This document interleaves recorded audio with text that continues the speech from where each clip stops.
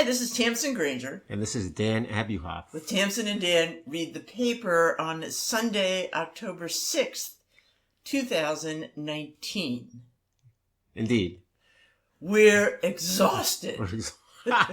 Sad to say. I'm on the top of my game. You seem like you're. Oh my God! You're dragging. Top of your game. You're bedragging. That's a low bar. We had a big bike ride yesterday. Yeah, Dan dragged me on some bike ride. Let's be specific. It was Ride Strong Roubaix, which I think is the pronunciation. I looked it up, and it is a bike ride event in Hunterdon County, Frenchtown. Well, it was sponsored by our buddies at Pure Energy Cycling. Exactly. And it was in conjunction with a big cyclocross race thing. That's right, and we had no idea. So This really opened our eyes. So let's talk about cyclocross. A lot of men in really tight outfits. Oh, but a lot of children biking through the grass. A lot of young people through the trees. All right, let me be over more barriers. specific. Let me give a clearer picture. So what cyclocross racing turns out to be is like an obstacle course, almost. It's a narrowly cordoned off course with tight turns, and there goes through the woods. Relatively short races, and you use cyclocross bikes, which are distinguished from normal road bikes. They're a little hardier, they're a little stronger, they're a little heavier, and they're meant for sprinting. That's what distinguishes them from gravel bikes. They have to deal with some rough road. And in fact, as you pointed out, Tamsen, sometimes people have to jump off the bike and hop over a stream or something like that. It's a little bit rough going. A wooden board. Oh, that too. Is what I saw. Yes. But this is a whole culture that, this is bike racing culture. These people have gotten together, I guess, on a regular basis and race like crazy and give out awards, and a bunch of people are showing up in trucks with these bikes and with children and adults and something. And who knew? It's a whole world out there. Well, that is the funny thing about us. What? We ride bikes so much, and we know nothing about bicycle riding. Well, I think you can ride bikes a lot and not know anything about cyclocross bike riding. But in any event, so it is competition. And so that's going on, and they even have a guy doing a play-by-play of all the cyclocross races, which was we got it, Dan. No small annoyance. Move on to the thing we did. We did the 40-miler from the Ride Strong Roubaix, which is its own challenge. And it was, I'd say it's hilly. It was a hilly ride. Fair enough? It was super hilly. It was very hilly. And but listen, you know you're in trouble. Yeah. When they hand out, when you register, when you check in. Yeah. They hand out goodie bags. Yeah. And they say, we've included some snacks. What they're calling snacks are little tubes of gel. Right. And those kind of protein power bar things that God only knows what they're made of. Well, it's the gel that's the giveaway. The power bars are ubiquitous. But if you're taking gel shots... People who take gel during a bike race are not casual cyclists. Exactly. So we're lined up at the beginning. It's a fairly small group, 20, 25. And there's not a bike there that's under $5,000, except for ours, frankly. And there are many, many more $1,000 than that. And people are spiffed out in all their modern bike gear. It's something we're a little short of also. But we had the satisfaction of passing this couple on a hill near the end. And they actually had to give up. She stopped to go to the bathroom. No, the second time she stopped because she couldn't make it up the hill. It was tough. So we are a little dragging today, but we had fun. It was a nice enough day. It was cold at the beginning. Wait a minute, when did we have fun? We had fun the whole time. You couldn't stop talking about what a good time you had yesterday, and you're welcome. The one bright moment for me was, and aside from finishing, I made it up every hill. You know why I make it up every hill? Why? No matter how steep. How? Why? Because if I stop, I will fall over. Yes. When you're going that slow, I cannot on a hill. I'm sure I couldn't get my You're giving it an accurate picture. Out of the you were motoring clipless up. pedals. You were motoring up the hills. Oh my God! You go the same speed no matter whether we're going uphill or downhill, and that's a mixed blessing. What? The one bright moment, what aside was the from one not bright falling? Yes. Was that I did get to go across the Rosemont Raven Rock Bridge. Yeah. Oh, it's a nice bridge. A fantastic little bridge. You can Google it. Don't bother. The images, it looks completely nondescript. Yeah. But it was a lovely bridge. Good. Going over a lovely creek. Right. It's apparently an important bridge in New Jersey bridge history. Well, it's kind of stood out. No idea, but it was much better. We also went through the ubiquitous covered bridge. Yeah. We've been through enough covered bridges. Yes, we don't brag about that. Not very exciting. Well, we haven't. We have to decide. Next week we may or may not do the covered bridge ride. The view from a covered bridge is terrible. Yeah, especially on the inside.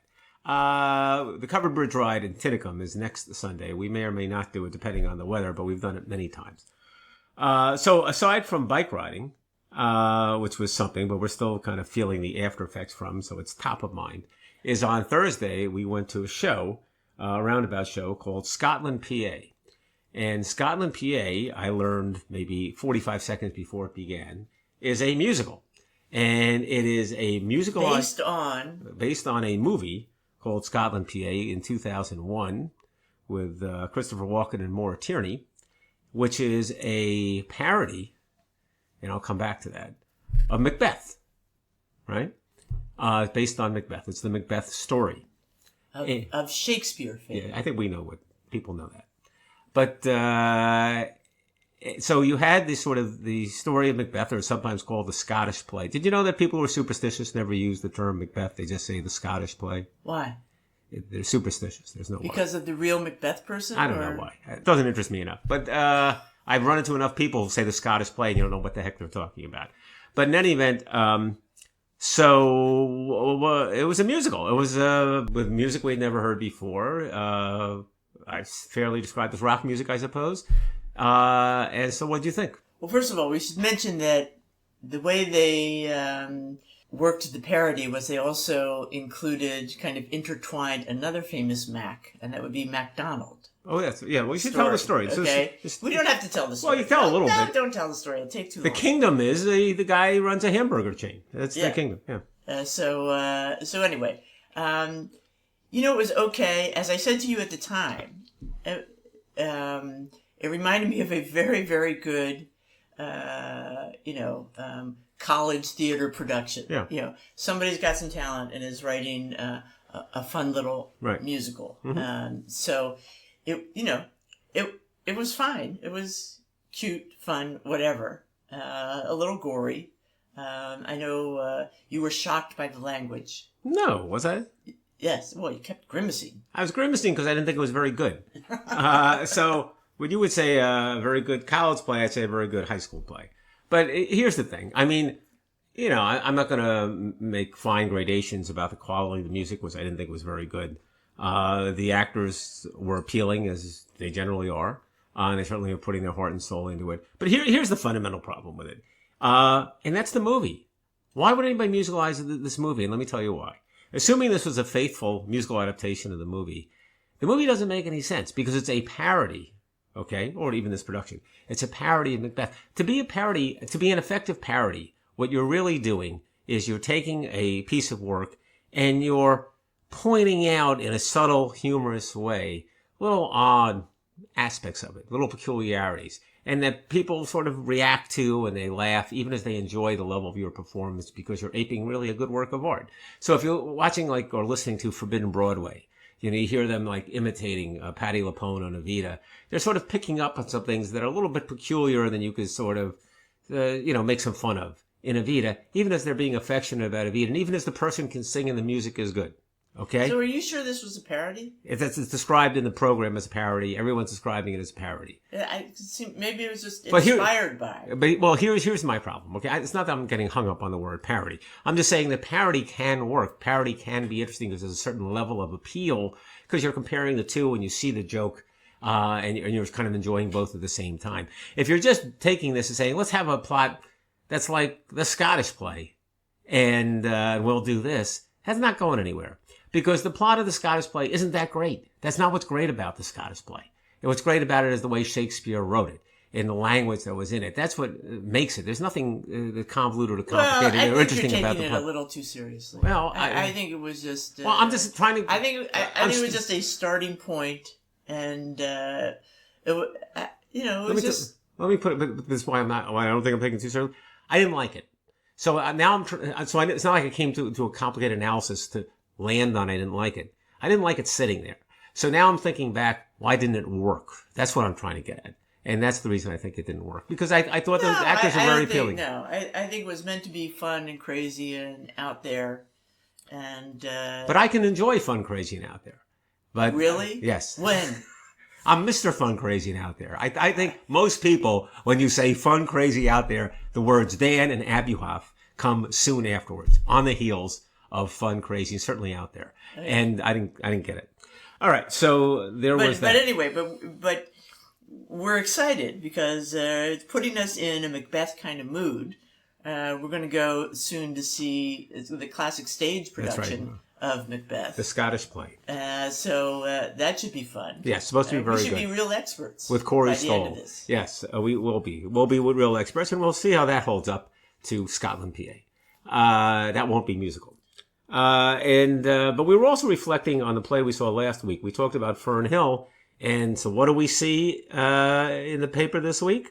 An article about the real estate, which I think fairly inspired Fern Hill. Is that right? Does that sound right to you? Is this where you want to go? You told me you wanted to talk about criticism. Oh. Well, yeah, all right, let me do that. I think you're right to remind me. Because I'm feeling very critical of your analysis of this play. Because I was being harsh. All right, let me briefly, and I thought this was interesting. Thank you for reminding me. Martin Bernheimer passed away. He was the music critic for Los Angeles, for the classical music. And apparently he was the scourge of the Los Angeles Philharmonic. And he was harshly critical. And, for example, here's what he said about Zubin Mehta, who's very well respected, obviously, a historical figure. Quote, although Mehta never had difficulty pleasing the casual concert goer, he did not always make a minority of hardcore aficionados ecstatic. They recognized his penchant for the superficial effect, his willingness to cheapen a subtle impulse, his tendency to exaggerate, his weakness, or is it strength, for bombast, and disinclination for subtle introspection. All right? I think that's harsh criticism of Zubin Mehta, of all people. And they go on. He called Luciano Pavarotti the overhyped tenor of the century, and when it goes on and on. But, and yet, of course, in this, he won the Pulitzer Prize for criticism, and he's quite honored here. And they asked him at some point in an article about what he thought he was doing. He said, historically, the best critics have guarded standards, stimulated debate, and in the complex process reinforced the importance of art in society. They have been tastemakers, taskmasters, and possibly ticket sellers. Some have even written well. So there you have it. So it's in that tradition of criticism that I feel free to be sometimes a little bit negative. That's the only reason I brought that up. Really? Yes. So let's go to Fern Hill about it. I was just a tad negative about that, Interesting. Too. You know, I'm always interested when people say, this is okay for the average person. But for anyone who knows anything, well, it's no good. That's a fair comment of Bernheimer. I mean, that's a little rough. Because not of me, but of Bernheimer. Isn't it really, the 3 or 4 aficionados? Are they really, financing? Yeah. Well, I do. This production. In this guy's defense, I think he recognized that Zubin Mehta was fantastically popular. Because I feel like, the casual listener, the casual theater goer, people are always saying you picked up on a legitimate point. Why do I bother? But I will say, casual cyclist. There'll be nobody casual or otherwise who celebrates Scotland, PA. That's my my boy. thought. It doesn't get any more negative than that. Oh, right. I think, well, never mind. Let's go to Fern Hill. Fern Hill. So we went to that play. Yeah. By Michael Tucker. And it was about... one of the main characters in the play was the farmhouse, right? That they're all deciding whether they and their friends want to live in forever. So Michael Tucker wrote it. Jill Eikenberry, his wife, was one of the stars in it. And what do you know? This week when I'm reading the real estate section, there's a big article about Michael Tucker and Jill Eikenberry's house in Connecticut. The house is in the paper. Some PR guy has really hit the big time and, buffeted the support for the play with an article in the real estate section about the house itself. Boy, they got some good firm. They got some good agent. Hey, there's no question. Overtime here. There's no question. So, of course, they had been in L.A. Yeah. Starring together, right? L.A. Law. Right. Sorry about that. And they were living in L.A. when they were doing that. And then they ended up coming back to New York for some other work. And they had a house on the apartment on the west side, Upper West Side, right? With an apartment like across the hall or something for Eikenberry's mother. Right. She passed away, and they moved out here. And they ended up moving to Connecticut. And they bought a house. And the fun thing is, they did a couple of odd things. Number one, the house in Connecticut, much bigger than their apartment in New York. Well, of course. So here they are, at the age when most people are downsizing. They're upsizing. They were upsizing. Right. And the house looks like fun. It looks like a beautiful house. Amazing Greek Revival house, I think for I forget, 19th century or something, that gets added on to with modern conveniences. So they have the sort of historic part of the house, which they love, and then the modern part of the house, which they love living in. And they love all of it. And they furnished it themselves. I mean, they went around to yard sales and, went on Craigslist and so on. And so that's kind of refreshing, isn't it? They didn't just hire some, decorator well, that's what they said. Stars. They said they went to Craigslist. They said it felt like they were picking up stuff on the street. I don't think it was quite that, but yeah. Possibly. Well, they said one thing that maybe I just don't agree with. They say they don't like small furniture for small rooms. They like big clunky furniture for small rooms. Yeah, I was trying to How can that work? That. Well, I think, I think that can work. Can it? But you're not going to have much furniture. You're not going to have much room. Look, if you're not using the rooms a lot, then it's not like you have to you need one chair and you can read there. all these different things in for X number of people. Right. So anyway, it was fun to see. And it was somewhat similar to the house they described in the play. Yes, Some they had features, a barn right. where Jill does her painting, right. which is also in the a play. thing in the play, and so on. So it was fun to read about them and their enjoyment. They of course also have a farmhouse in Umbria, in Italy, yes. Which they have renovated. Oh, the other thing they mentioned, this is very much like the play, is that she paints in her barn and he cooks. He does all the cooking.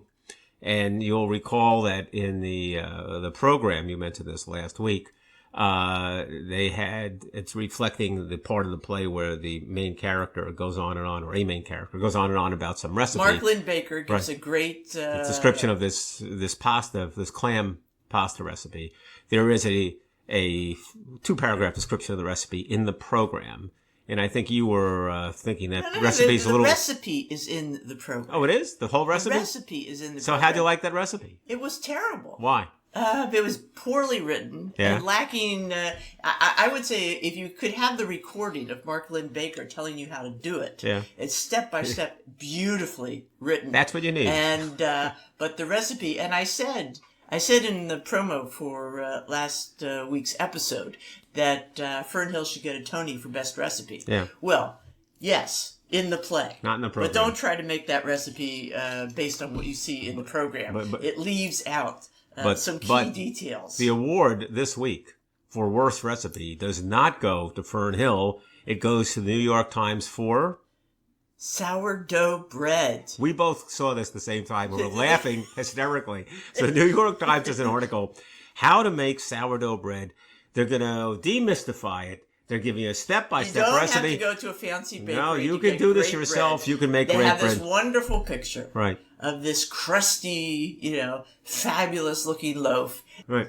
In all fairness, they do say it doesn't take much. It just takes 3 days. It takes 3 days. They say the only hard stuff is in like one of the days. But and really the theme of the article is we're going to give you recipes week by week basis. All the stuff you thought was hard is going to be easy. You're going to do it yourself. And within 10 minutes or 5 minutes or 3 minutes of turning the pages, 2 full pages, to looking at this recipe, what do you decide? No, 15 seconds. 15 seconds. It's 2 full New York Times 27 steps. 27 steps to sourdough bread. Complete insanity. Not only that. What? But they list at a certain point all the tools, the ingredients you need. Right. Nothing simple. Nothing simple. And nothing that you have. Crazy stuff. Nothing simple. You got to go out and shop to get those ingredients to do You're this. going to have to shop for a week. Yeah. And then you're going to do the 27 steps. And the best part is, not going to come out great the first few times. But if you keep at it. But they say, it started on a Friday, you'll have great bread by Sunday. Maybe, yeah. I mean, it was unbelievable. I mean, if you wanted to write an article, either you could take it as tongue-in-cheek, Or you could say, here's an article that's going to subtly convince you should never bake bread. Ever. It's complete. And complete on its insanity. surface, they were saying the opposite. That's the worst recipe of the week. Yes. But the best recipe of the week might be in the Wall Street Journal, where they have, which always has the worst recipes. well, but there's a reason for it because it's a Wall Street Journal it's a full has recipe. Beautiful looking food, and the recipe is complete nonsense. Right. But Right. the recipe for French bread pizza. That sounds simple. It sounds simple. So first of all, I mean, the beauty of it is gives the history of Stouffer's French bread pizza. I was just going to say, before we start, you don't make the French bread. Okay, that's not it. No, it was no. French bread pizza is a In the New York Stouffer's thing. Times, Yeah. you would first have the recipe for the baguettes. That's right. Then you'd make the French bread, and then you'd make the pizza part. So it came about because Stouffer's Yeah. was actually looking for another way to market their extra garlic bread. They had Right. frozen garlic bread. What else they could do with it? Right. And they decide to do this open-faced sandwich, which somebody in marketing says we should call it pizza. It came about in the 70s. And pizza was really, gaining great popularity. That especially frozen pizza Right. was a new fabulous thing. And so, and they marketed it for, you guessed it, teenagers and kids. Yeah. And it was a huge hit. And it was sized to fit in your toaster oven. Right. So it's one of those things you want to bake. It's so nostalgic. Now, I'm not even sure I've ever even eaten it, but I want to eat it now. We'll get it tonight. And it looks like fun. And apparently, the secret to making your own French bread pizza, first you need to sort of pre-toast the bread. Yeah. And you need to slather some mayo, Oh, really? some mayonnaise Really? on the bread before you put in the tomato sauce. Put Okay. on the tomato sauce. And then you let it age for a day or two. Is that and right? Really soak in. No kidding. But anyway, I mean, it's all in the Wall Street Journal. Oh. And it just, it seems like a fun thing to do, to use up a bunch of leftover bread. We do have Italian that. We bread, have French leftover bread. All right. And Let's work on that some tonight. Sticks, Yeah. And toast up a bunch of fun flavors. With the pepperoni, it looks irresistible, doesn't it? All right. Okay. I'm looking forward to that. Great. And more on food. We have quite the food update here. More on food, yes. I guess because after that bike ride, I'm still hungry. Yeah. The gel just didn't do it for me. An article in the Wall Street Journal this past week about solo dining. Oh, yeah, right. Okay, right, and the pleasures of solo dining. Now, they say there's more and more solo dining happening, partly because there's this huge growth in single-person households, but partly because we're all so busy, we don't get a chance to eat together. Right. I mean, us in particular, for how many years I eat dinner when I eat dinner, and when you come home, Yeah, I come home you eat too dinner late. at about 9:30 at night. Right. So, I mean, I'm there, but you're eating Right. basically by yourself. So anyway, many people are in that situation. Companies are noticing this, and of course trying to benefit from it. So the Philadelphia cream cheese people are thinking, who's going to eat a whole, if you're living alone, you're not going to want a whole cheesecake, right? So they're beginning to market individual cheesecakes, individual cups of cheese dip with veggies or whatnot. So there's this variety of snacks. There's an emphasis on marketing toward the idea of smaller, flexible meals. People aren't eating breakfast, lunch, dinner. They're eating here, there, now and then, maybe more than 3 times a day, and maybe little bits. Okay. So, with an eye towards that, again, these dips and snacks and so on and so forth, but also the concept of these bowls. Now, everywhere you go now, they have some kind of grain bowl or bean bowl, and there's veggies in it and, quinoa. We did it. We had that brown at rice. LPQ the other night. Yes. Okay. So, more and more the frozen food companies, Healthy Choice, Banquet, Bird's Eye, are marketing those in individual servings. Now, for years you've seen various pasta dishes and things in a big bag, meant to feed a family of 4. But now you're seeing more of these bowl things. And do you know what the important thing is? What? that it be fork only. Oh, yeah. Okay.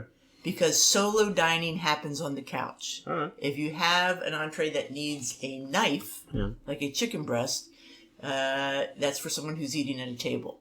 And the solo diner eats, I'm thinking on the couch, French bread pizza not could be solo dining. Yeah, it probably has been for many years. Yeah, all right. Okay. And they also mentioned the whole practice of going out to restaurants, and that it is getting less and less, Stigmatized. stigmatized. Sure. To I be think alone dining. I think that's the And, truth. I've done my share of that also. Having lived abroad occasionally and having traveled a fair amount. When I go to a restaurant, just because I'm alone doesn't mean tonight I'm eating McDonald's or just eating some dried out takeout food back in my room. So I've been working on that for years, and sometimes you do get bad treatment being a single, but there's all kinds of encouragement to learn how to relax and enjoy it. The big stigma is if you sit there eating alone and you just read, that means you're uncool. Is that right? You're not supposed to do that? Yeah. The really relaxed solo diner chats a little, looks around the room, people watches, just enjoys the food, All right. relishes the wine. I think a lot of people read, honestly. But I know you cut a wide swath through Rome, so you've got experience in this. All right. Major League Baseball. You thought we were going to get through without mentioning Major League Baseball. Oh, yes. I can see that. I know what's going on. You did have an article about living arrangements of the type that were reflected in the Fern Hill play. People who I just thought that was funny. There's this play being produced that's where people are trying to make up their minds. Do they want to live together on this at this farmhouse? Well, there's a whole article in the New York Times about new kinds of living arrangements, especially for older people. They cover shared housing, where usually there's somebody with a house and other person may move in to kind of help out with stuff, etc. There's co-housing, which is what the Fern Hill group was talking about, where people join together to live, in some kind of condo, etc. They share a house, may share meals, etc. And then there's this whole idea of a village movement where the village shares all kinds of homeowner kind of responsibility and social responsibilities. And, there are actually businesses, which was mentioned in the play. that's right. Yeah. That help people set these things up. Lawyers, basically. Lawyers, putting together contracts, etc. But there are also people who who try to match up groups to create this. And the problem is none of that is going very well. Oh, is that right? Yeah. There's especially in terms of home share. There's this, the New York Foundation for Senior Citizens has a home share program, has had it for 40 years. Okay, last year they matched up 49 people to live together. That's not a lot. No. And they say maybe it's a matter of promotion, maybe people just don't know about it. It's probably hard to do. But, so anyway, apparently it's on a lot of minds. Well, that was a genesis for the play. Also not a great play. So, Major League Baseball. Quickly. With fewer fans in the seats, teams offer a place to stand. I'll get back to that. This is an article in the Times which talks about how teams are doing attendance-wise, because the average ticket sold per Major League game is going downhill. And they have a graph which shows this in very stark terms. And it's clearly doing a real downturn. As Ms. Granger can see as I show her the picture. And they do have an interesting set of... This is even with knitting night? Even with stitch and pitch. So when you look at it on a team-by-team basis, you say, why is it? What's going on? Who's succeeding and who's not? And what's the basis in which they might be succeeding? And it's kind of as you'd suspect, which is there are a couple places that you just won't have Major League Baseball, which let's call it Florida. Tampa Bay will not draw no matter what. Miami Marlins will not draw no matter what. Whether they win, whether they lose, forget it. Those teams have to get out of there. But if you look at other cities, the big spenders, the super successful teams, guess what? They do super well in the biggest cities. New York and LA, very high attendance, even across the board. Boston does very well, because they're an elite fan base and they've done very well for years and years and years. Everybody else, it goes up and down with whether they win or they lose. And you just look at the graphs, and if you know a little bit about Major League Baseball, and you know, for example, the Tigers are down this year, and the Washington team is up this year, you just look at the graphs and say, yeah, when they're good, they draw. And when they're not good, they don't draw. It's a little bit of a zero-sum game. But you live with that. But here's what's interesting. So what are they doing about trying to draw even in situations when otherwise you wouldn't think they would draw? And they have a new way of selling tickets, or at least getting money, and that is subscriptions. They're selling subscriptions, certain teams, including the Mets, for X dollars a month. In the Mets case, $40 a month. You can come to any game, standing room only. But you can go to any game. So you could go to 20 games in a particular month. If they had 20 games that month, more likely they'd have 15. You really have to stand? You have to stand. I believe from my experience in going to games. When there are empty seats, you just sit anywhere. Yeah, I'm pretty sure you could sit. But they sell them as standing room because you're not guaranteed a seat, right? So they're just kind of counting no one will come. They just want to have the subscription. They're not counting no one will come because they have a lot of empty seats. They're getting money, whatever people pay the $40 a month. They're getting people to get into the team. They're enlarging their fan base. They're engaging interest. People are coming in. They're buying sodas. You really think this is going to work? No. But that's what they're doing. Well, tell me, why don't people in Florida like to go to baseball? That I can't answer. And are those other teams mostly what you mentioned are old, established, classic teams? Yes, but there are some teams that are not established. Houston's doing very well this year. Obviously, they're very successful. They're more established. Texas has always been a big baseball place, hasn't it? No, I wouldn't say that. But let me answer a question about Florida. When the kids were little, yeah. A kid came from Texas, and he was so much better than every kid in New Jersey. That's what we call, when we're being kind, anecdotal evidence. That doesn't tell us anything. But let me tell you this. In answer to your question as to what's going on in Florida, this is not the answer, but consider this. They love football. People in Florida love football. They support the Miami Dolphins football team like crazy. They support the college football teams unbelievably. Florida State, University of Florida, University of Miami. They don't go for baseball. I don't understand. So, draw your own conclusions. That's just weird. Are all these stadiums like indoors, right? So it's not a matter of sitting out in the hot. The Miami Marlins Stadium is indoors now. They're still not drawing. Do I know if Tampa Bay is indoors? No, I don't think Tampa Bay is indoors. And do they like basketball? Well, they did get excited because they had LeBron James for a few years. So they're doing a little better with basketball, but really is a football state. That's weird. Texas is really, notwithstanding this kid who was a good athlete, a football state. Most of the football players in the country come from Texas, California, or Florida. Just for future reference. Anyway, I don't want to take any more time because I'm interested to hear about the history of soap. Which You are not. You're right, I'm not. In the Wall Street Journal, under Historically Speaking, the Amanda Foreman column, which is often kind of fun and interesting, she does give the history of soap. Okay? The adolescence aside, she said, human beings like to be clean, and any product made of fats, oil, alkaline salts, and water will help them stay that way. The Babylonians knew how to make soap as early as 2800 BCE. In Mesopotamia basically, invented everything. That's where Iraq is today. So it's no surprise to me. And the Egyptians used soap.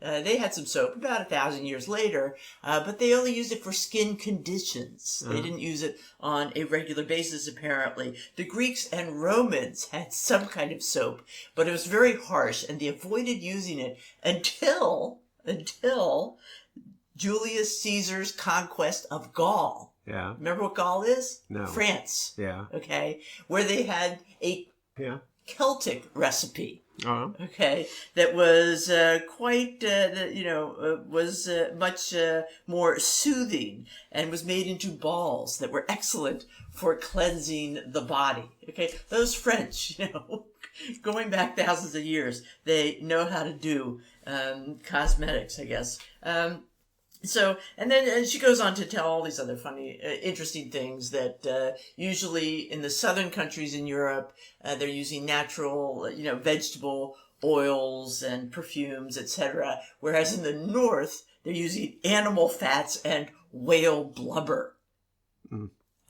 So this is Amanda Foreman. This is who writes this. This is just her article. She looks up history of interesting things every week. And when first of all, it's John Wesley, the founder of Methodism, that had that great saying, "Cleanliness is next to godliness," right, which may have encouraged people to bathe a little bit more. But it was really war. Okay, the Crimean War and the Civil War in the U.S. had such high rates of disease because of lack of sanitation, right, that there was this, strong urging for soldiers to bathe every day, use soap every day. That really got our obsession with bathing going. Okay. All right. I just feel bad. People. She makes a lot lot of good points. Can't see you gesticulating throughout this entire it's the thing. Crusaders. You're going crazy. The Crusaders Yeah. come back in the 14th century, come back from the Middle East, Yeah. all right, with soap, all right? And that revives the idea of using soap in Europe, but not enough to stop the bubonic plague. Well, I think that's a big miss, honey. Really. You can't say the soap thing worked out real well if you couldn't stop the bubonic plague, but all right, fine. People are figuring this stuff out, but it's not catching on. Once in a, they were wrong. You can build a better mousetrap, and etc. All right, and it doesn't work out. Jerome Facher passed away. He was the lawyer for Beatrice in a very famous pollution case some years ago. But more to the literary point, that case, that product liability case, became the subject of a very famous book called The Civil Action, famous among lawyers, because all lawyers, many lawyers, would say to each other, "Have you read A Civil Action? It's so remarkably faithful to the way a lawsuit actually proceeds. It's unbelievable." And it was a best-selling book, believe it or not, and it became a movie, starring as the plaintiff's lawyer, none other than John Travolta, and as Jerome Facher, the defense lawyer, none other than Robert Duvall, who I thought was great in the movie. Well, you loved the movie. No, I didn't love the movie. I thought the movie was okay. I thought that Duvall was great. Duvall at one point says to John Travolta, and Duvall is the senior part of the defense guy. He really knows what he's doing. And Travolta is the firebrand attorney representing the plaintiffs, and he just wants to represent them, do what they want. And Duvall goes up to Travolta and says, "Here," he takes a $20 bill. He tears it in half. He hands half it to Travolta. He says, "This is $20 million. Here's one half. You settle the case, I'll give you the other half." And Travolta says, I don't know about that. I have these people. This is what they want. This is what they fought for. This is what." And Duvall says to him, "You know something? Not speaking to win his case, not to even favor his client so much. In a very responsible way, he says, 'Let me give you some avuncular advice. I've done a lot of these lawsuits, okay? I am telling you that this is the best result for your client. If you take this settlement, you will do the best by yourself and your client. If you go another direction, with the client's running ship, you are not going to help anybody. That's my advice.'" And Travolta, of course, is full of his clients', enthusiasm and hubris and whatever. And they go forward, and of course, it's a disaster. And they end up having an unsuccessful lawsuit, and they run out of money to finance it, and they get nothing compared to the $20 million that are being offered. What I thought was wonderful about the movie was that Duvall was not a terrible guy. He wasn't a bad guy. He actually said to them, "This is the best you're going to do. This is the most money you're getting from my client." And he was being honest, and he was right. And Travolta didn't have the wisdom or the experience to take, or at least he didn't even think about it. So anyway, it was kind of an interesting movie. But we were talking about old movies briefly, and we were getting a little debate because I think there are some old movies I like better than you do. And last night I was watching a movie called Holiday with Cary Grant and Katharine Hepburn. And a week or so ago, we watched together a movie called State of the Union. That was Spencer Tracy and Katharine Hepburn. And what interested me about both those films, first of all, I thought they were excellent films. The first one, George Cukor. The second, who's a great director who did the Jimmy Stewart movie, It's a Wonderful Life. It will come back to me. But in any event, they're existential movies to me. I mean, they're kind of interesting. They're banter, they're funny, they're quick, and you can imagine with Katharine Hepburn in it, that's the way it's going to be. And I'm not the hugest Katharine Hepburn fan, but in both cases, they're looking at real questions. In the case of State of the Union, it's the way politics are actually done. I thought in a pretty realistic fashion, didn't you? Well, I don't know that much about inside politics, but I mean, it was about a candidate, running for president or hoping to run for president, right, and just how the whole big political machine works. Yeah. It was also about marriage and morals and standing up for what you believe in, etc. In an adult way, I thought. Yes. No, I thought that was excellent. I thought it was, the one funny comment was from one of your friends who was saying, in what universe do you choose Angela Lansbury over Katharine Hepburn? Yeah, Angela being the sex bomb and Katharine Hepburn being the simple woman at home. That occurred to me during the movie as well. But it's a closer question than you might think. But I guess, as they always say, power is a great aphrodisiac, and Angela Lansbury was playing a very powerful publisher of a newspaper, and, when she said jump, all the men would just say how high. I think that wooed Spencer Tracy as characters to some great extent. So that was fun. To me, Holiday was just a snore. It's that same old story of, Cary Grant is quite the cutie, and it's just that old conflict that a really interesting guy is not going to be, the solid citizen with the, regular financial job who's, Well, but see, that's the point of the movie. I mean, first of all, it's a John Barry play, which is interesting because John Barry, of course, wrote Philadelphia Story. Right. So he knows and he what writes he's about the wealthy. Right. And so a little bit of the movie was that. Another chance to get inside some fancy mansion in late 1930s New York. Right. But Cary Grant had a job. He had a finance job. He was an investment banker. And what he was doing was saying, I'm successful in this area before I get too embedded in it. I want to step out and try other things, even if it means that ultimately I'm not going to earn as much money as I might otherwise. Right. And how shocking is that? I thought that was interesting. Of course, Katharine Hepburn. It's that old theory that,